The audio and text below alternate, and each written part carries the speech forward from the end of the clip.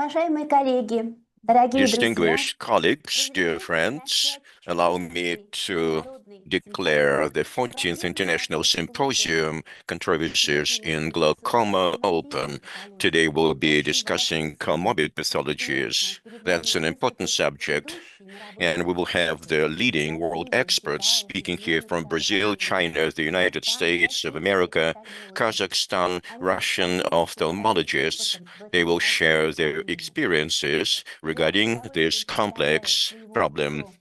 I ко-модератора, would like to члена introduce my отдела co-moderator, заведующего кафедрой Igor Loskotov, офтальмологии и head оптометрии of the МОЗГи Department Владимир Семенов. of the И Ophthalmology Division традиционно at the Moscow я бы Regional хотела Clinical Research перейти Institute, к слову для приветствия. Vladimirsky И, Institute, как and всегда, traditionally I would снова like нас to приветствует say a few академик welcoming Российской words. академии First, I would like to наук, give the floor to the член academician of Президиума the Russian главного Academy of консультанта по Sciences, отделению a member глазного of the Presidium of the президента Russian Academy of Международного Sciences, общества иммунологов President of the Черешнев Russian Валерий Society Александрович. of Ophthalmologists, Valery Chereshnev. Уважаемая Наталья Ивановна, дорогие коллеги, Distinguished Natalia Ivanovna, esteemed colleagues, friends, and participants in the 14th International Webinar, Controversies in Glaucoma. Today, this webinar is devoted to the problem of comorbidities, glaucoma, and other diseases. Glaucoma is an interesting disease. It's a severe disease. It's one of the main causes of blindness of mankind. That is why all efforts are aimed at its studying, at its considering as the ophthalmic process.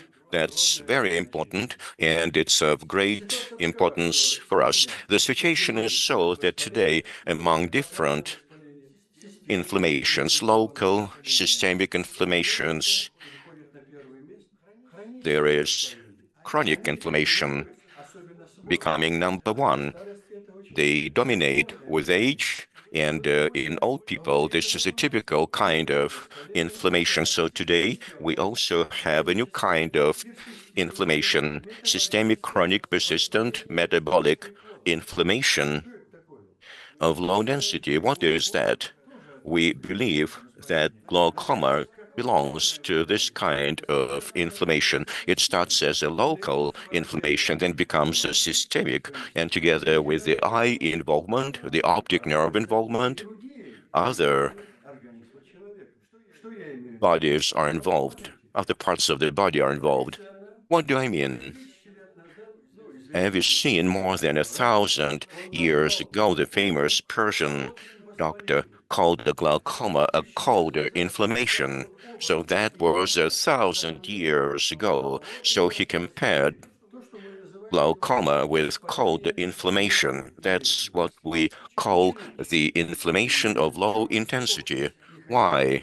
What's the mechanism of development of glaucoma and systemic inflammatory processes and glaucoma as the initial process, as the teaser for systemic inflammation development? In systemic inflammation, everything starts with endotheliosis. It affects small vessels, then wrong metabolism, leading to lipidosis, dyslipidosis. That means the walls of the vessels will be filled with cholesterol, leading to atherosclerosis, and hypertension develops. Hypertension means that there are a lot of cells are involved in this process, and everything goes through the shunts, through the central circulation, and that means insulin resistance. Insulin resistance means diabetes type 2. Diabetes type 2 means central obesity, and then hypertension, metabolism. It's a vicious circle. So, and one of the manifestations of the local chronic systemic inflammation of low intensity is local glaucoma, and it is part of this vicious circle of chronic inflammation. Why of low intensity? Well, it's because the environment has changed over the 260 years of the formation of the technical environment. When in the middle of the 17th century and 18th century industry began to develop, there are anthropogenic man-made influence on the environment, and the biosphere is filled with different pollutants. And right now, well, at least 500 million people should live on our planet, but now we have almost 9 billion, 16 times as much. So it's time to change the biosphere, and we should have the reasonable sphere in order to preserve the lives of future generations. That is our task on the global scale. In conclusion of my presentation and my welcoming address, I would like to say that comorbidities in case of glaucoma is internal and pathogenic. And of course, we're talking about hypertension, diabetes mellitus, obesity. These are all comorbid conditions. And in case of glaucoma, this is particularly important. We're talking about the systemic inflammation, well, also the intestinal diseases, post diabetes, tumors, etc. Well, in case of systemic inflammation, all these processes can develop in parallel. So the major problem is that we deal with many somatic and infectious processes at the same time. In conclusion, I would like to cite Vasily Tatishev, one of the helpers of Peter the Great, the Russian emperor who founded Yekaterinburg, Perm, Tolyatti, and there's some other cities in the Urals. So he was the advisor to Peter the Great, and he was one of the organizers of science and education. And for 30 years, he worked on his major work, The History of Russia. And his conclusion is the major reason for all adventures is human mind, or the lack of human mind, stupidity. That is my enlightened reason is the main force in global history. Such webinars are very important because we have gathered for the 14th time. Such webinars expand the boundaries of our enlightened mind. All the best in your endeavors, success, and stay healthy. Thank you very much, Valery Alexandrovich, for your welcoming address. And now I would like to give the floor to the president of the Russian Society of Cataract Surgeons, head of the Ophthalmology Center, the Honorable Doctor of the Russian Federation, Dr. Vladimir Dubinin. Dear colleagues, dear participants and guests, I would like to welcome you on the occasion of the opening of the 14th International Symposium Controversies in Glaucoma, Focus on Comorbidities.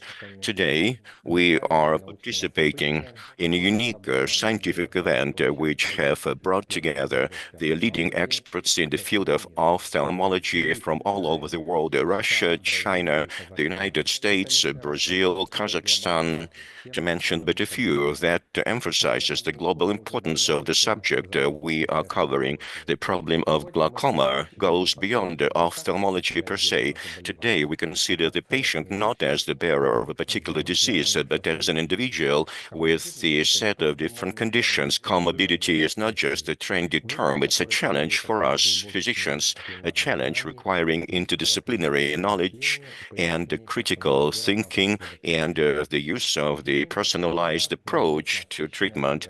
During this day, we will have a jammed program. We'll be discussing the philosophy of management of comorbid patients, while recent achievements in science in the field of mitochondrial medicine and metabolomics, the modern methods of monitoring, the practical aspects of the use of angiogenesis inhibitors, arguable discussion questions, well, issues related to perfusion pressure and intraocular pressure. Our goal is not just to exchange information, but also to find and answer to most complex issues, to develop new strategies, and finally, enhance the quality of care provided for our patients. I would like to express my deep gratitude to the organizer of this symposium, Professor Natalia Kurasheva, and all speakers who are ready to share their valuable knowledge and discoveries, and to each of you for your interest and readiness for dialogue. I would like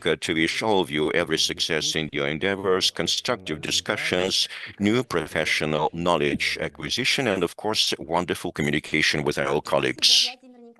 Thank you, Vladimir Nikolaevich, colleagues. Right now, it's a great pleasure for me to give the floor to the President of the European Association of Preventive, Predictive and Personalized Medicine, head of the first global lab of personalized medicine under the Bonn University, Olga Plutnitskaya. Hello, Please. everybody. Thank you very much. Can you hear me? Very well. Thank you very much, Professor Kurishur, for your kind invitation. Happy to follow your invitation also this year and to participate in this very important brainstorming. So, you know, there are a lot of webinars and conferences around the world, and the question is always about the quality. So I'm happy to see your great team also this year, but also new speakers, new experts in your club. This is always a very good indicator of high quality. Talking about the quality, from a viewpoint of the association EPMA 3P medicine, predictive, preventive, personalized medicine, we would like to emphasize two important innovation aspects. So the first aspect is conceptual innovation. You know, a couple of years ago, we were talking about a dream to change the paradigm from reactive to proactive medicine.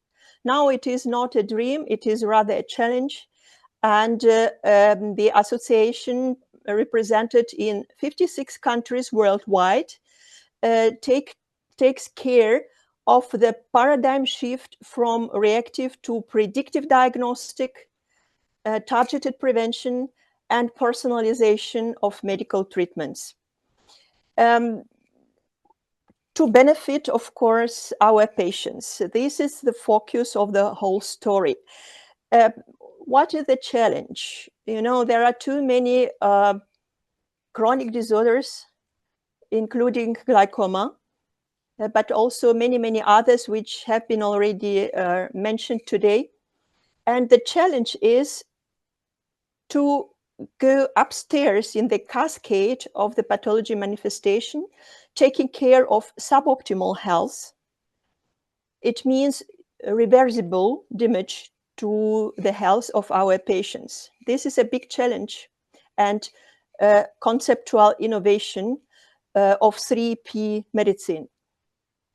Another aspect of innovation is the technological innovation.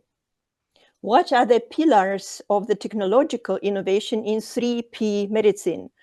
Of course, it is health risk assessment. Before we start to treat patient, we need to know as much as possible about him or about her. It means in-depth health risk assessment. Of course, followed by treatments tailored to individualized patient profile. What is the next technological innovation? Of course, it is non-invasive predictive diagnostics. It's not enough only to act within the already manifested disorders diagnostic options. It is the challenge to move to the prediction. And non-invasive diagnostics is characterized, for example, by utilizing body fluids. And this is a great instrument which you ophthalmologists have in a hand, tear fluid. Also, it has been already mentioned that nowadays we use biosensors, for example, mitochondrial sensorics. This is a great innovation and great technological challenge.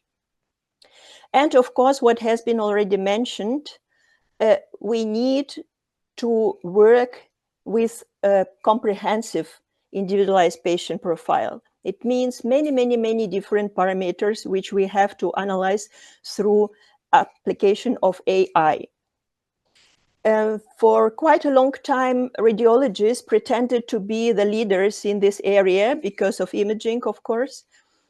But nowadays, the technological focus is shifted a lot to laboratory medicine because of prediction. And in 3P medicine, in APMA, we see that there is a lot of instruments in your hand in ophthalmology, for example, concerning aging and anti-aging, concerning the health of vessels, low-grade inflammation, and so on and so on. So you have a really great position to come into leadership in terms of AI application.